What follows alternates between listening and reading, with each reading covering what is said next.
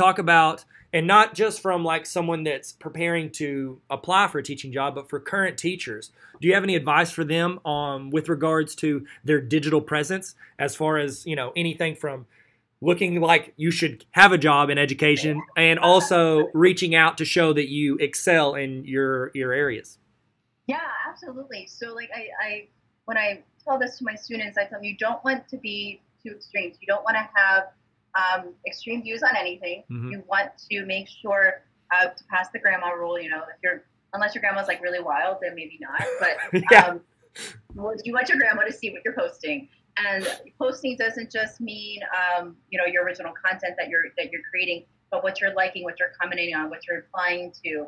Are you actually going to go to those links to make sure that they're credible stuff? Because if you retweet or repost, you know, that's a representation of you as well. Mm-hmm. You want to look professionally dressed, and you don't want pictures of you with red Solo cups, pretty much. Or Yeah. blue ones, Oh my goodness, there's so many. I feel like every like legal thing I go to for like don't do this in education, it's always like 8 pictures of people with those red cups. Yeah, yeah.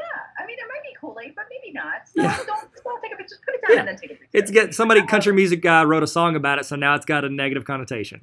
It does. It's like I can't put my ice water in a red cup. It's crazy. Yeah. No.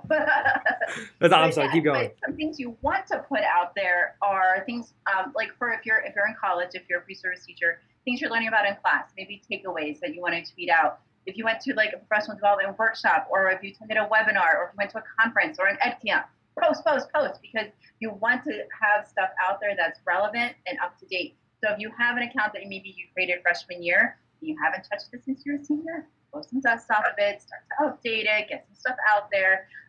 Maybe you want to post a link to something that you have on Teachers Pay Teachers, or like a bulletin board that you rock that students are interacting with. Post pictures of I like to post pictures of students' hands doing things. So you're not doing like the face, but like actually doing something. And then if you have like pictures of students, making sure that you have those correct permissions from the parents and from the school as well. Because you don't want to post them willy-nilly. That's not cool. No, not cool. Very cool. What else? I don't know, things that you're reading, things that you're doing. If you found a really cool Edutopia or EdWeek article, not just retweeting the link, but retweeting what you thought about it. That's good. Hashtags.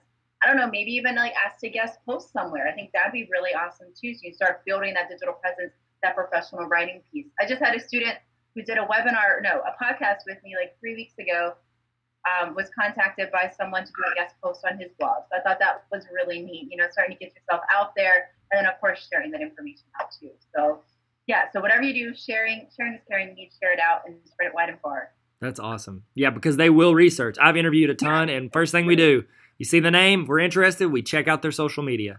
Yes, and that's the first thing that comes up on those Google searches is your social media. So you want to be positive, you want to be professional, and bada bing, bada boom.